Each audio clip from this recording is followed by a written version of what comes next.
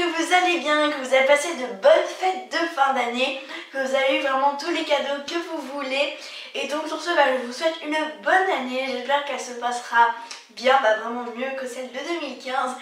Donc aujourd'hui, premier tuto de l'année, ce sera le tuto des galettes des rois. Donc en fait, je vais vous montrer comment faire trois différents modèles de galettes des rois. Donc j'espère que ça vous... En premier, je viens prendre de la pâte à gâteau, donc je viens rouler en premier au rouleau et ensuite je vais passer dans la pasta machine au cran numéro 7. Je viens ensuite emporte-piécer la pâte et j'en fais, donc je fais 3 disques comme ça. Ensuite, on va passer à premier modèle de galette, donc pour ça, je viens aplatir les bords, donc pour donner un effet un petit peu bombé. Je viens faire un point avec mon cure-dent et ensuite avec le bord de l'emporte-pièce, et bien je viens tout simplement faire des dessins. Si jamais vous n'avez pas d'emporte-pièce, vous pouvez en faire un avec une canette. Et si vous voulez que je vous montre comment faire, vous me mettez en dessous en commentaire. Donc je fais ça tout autour de la galette. J'essaie de faire bien régulièrement pour que ce soit vraiment que ça soit joli, que ça donne vraiment un effet de galette. Donc n'hésitez pas vraiment à repasser plusieurs fois. Par contre, faites attention de bien être dans les encoches que vous avez fait avant. Ensuite, on va prendre le petit outil qui a plein de pics. Si jamais vous ne l'avez pas, vous prenez le cure-dent et on vient gratter tout le tour pour faire les différentes couches de pâte feuilletée, je crois. Il me semble. Enfin bref, pour faire les différentes couches. Et ensuite, on vient mettre de la pastel dessus. Donc pour faire un effet cuit, vous en mettez un petit peu plus sur les côtés. Je vous conseille pour faire comme si elle avait vraiment bien doré au four. Ensuite, une fois que c'est fait, vous venez la décoller et on met un piton. Et celle-ci, je voulais la faire un petit peu différente des autres. C'est pourquoi au-dessus, j'ai mis, donc j'ai fait une petite galette, une petite couronne, pardon. Donc pour ça, j'ai pris du ocre numéro 17. Je suis venue la chauffer et passer dans la pasta machine. Ensuite, j'ai pris une lame normale et je suis venue couper. Et ensuite, j'ai pris une lame crantée et je suis venue couper en haut pareil pour faire les petits pics de la couronne. Je suis venue couper le surplus. Et ensuite, avec du rouge, j'ai réalisé les petites décorations. Donc vous pouvez faire de plein de couleurs. Moi, j'ai décidé de faire que du rouge. Après, vous faites vraiment comme vous voulez. Donc vous pouvez décider d'en mettre à tous les pics. Moi, j'ai fait un pic sur deux. Je trouvais que ça faisait vraiment plus joli que plutôt en mettre partout. Ensuite, une fois que c'est fait, on vient tourner légèrement la pâte. Il faut aller doucement, sinon vous risquez de casser votre pâte et donc vous seriez obligé de recommencer la couronne et ce serait dommage. Donc on rejoint les deux bouts ensemble et ensuite on place ça sur la galette.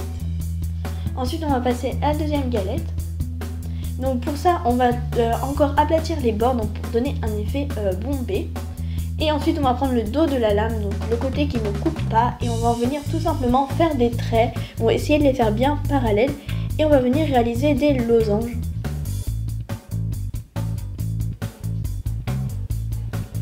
Ensuite, une fois que ces losanges sont réalisés, on fait pareil que pour la première galette, c'est-à-dire qu'on va gratter tout le tour pour faire les différentes couches de pâte.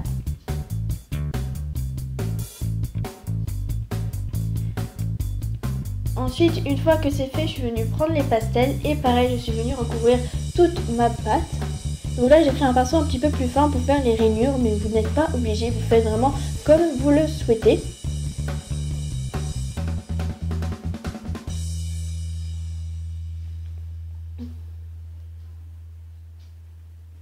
Ensuite, une fois que c'est fait, je viens couper une part de galette comme si on s'était déjà servi. Vous pouvez décider de la garder ou non. Et ensuite, j'ai fait pareil comme sur les côtés. Je suis venue gratter. Ensuite, pour terminer, j'ai mis un piton et vraiment pour rendre un effet un petit peu mieux, j'ai venu mettre un tout petit, mais vraiment tout petit bout de blanc pour faire comme si en fait on avait coupé et qu'on voyait la fève. Donc vous faites vraiment le truc de la taille que vous voulez. Ensuite, on va passer à la galette des rois numéro 3 et c'est la plus compliquée. Il faut faire le dessin. Donc j'ai pris un modèle sur internet parce que j'avais plus trop d'inspiration. Donc en fait, vous venez en premier faire deux bandes au milieu et vous en faites deux autres sur le côté. Donc là, vous voyez, je m'étais un petit peu loupée. Du coup, j'ai pris mon doigt et je suis venue poncer. Et ensuite, on va venir faire des petits traits tout le long. Donc ça fait un petit peu un épi de maïs. Et donc on fait ça pour toute la galette. Moi ce que j'ai fait, j'ai appuyé un petit peu plus sur la fin. Du coup ce que j'ai fait c'est que je suis repassée une deuxième fois, vous voyez, pour faire vraiment un effet un peu plus, que ce soit piqué un peu plus au fond. Une fois que c'est fait, bah pareil, on prend le petit outil avec les pics et on vient gratter pour encore une fois faire les couches de pâte. Donc ça c'est vraiment pour toutes les galettes, pour que ça donne vraiment de belles galettes des rois. Donc là je suis revenue repasser parce que je trouvais que c'était un petit peu parti. Et ensuite comme les autres j'ai fini à la pastel, donc pour donner l'effet cuit.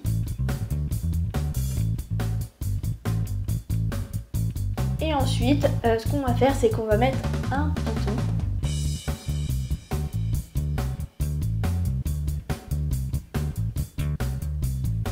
Et ensuite vous mettez tout ça au four 30 minutes à 110 degrés.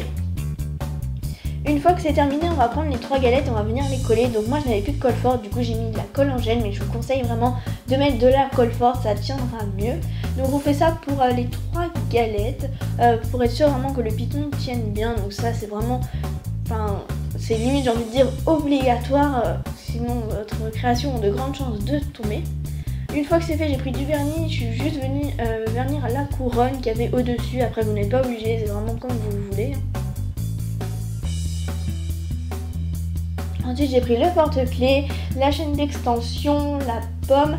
Ensuite, le ruban, je l'avais déjà dans la griffe, c'est un que j'ai retrouvé. Et une petite étoile. Et ensuite, je suis venue tout accrocher ensemble. Donc, comme pour les porte-clés 3 créations, vous avez l'habitude maintenant, si vous regardez souvent ces vidéos. Donc je viens accrocher le ruban, vous accrochez vraiment dans l'ordre que vous voulez, il n'y a pas d'importance, vous mettez les décorations que vous voulez, c'est pareil, moi je mets, c'est pour vous inspirer si jamais vous voulez le reproduire.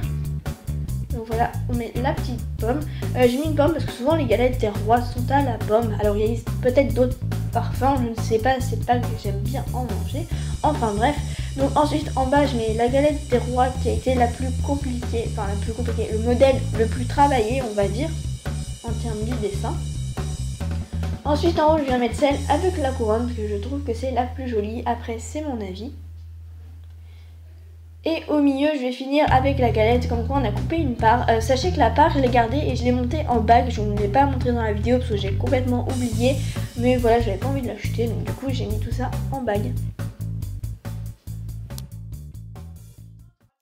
Vous aura plu. Alors je sais que j'avais déjà fait des galettes des rois, mais en fait à janvier il n'y a pas énormément de fêtes à part la nouvelle année, mais c'est pareil, c'est pas vraiment un thème qui m'inspirait, donc du coup j'ai dit je vais vous refaire des galettes des rois. Donc j'espère quand même que ce tuto vous aura plu. Si jamais vous avez des questions, si vous voulez savoir plein de choses, n'hésitez pas à mettre en dessous des commentaires. Sur ce je vous fais de gros bisous et je vous dis à bientôt, et encore une fois bonne année.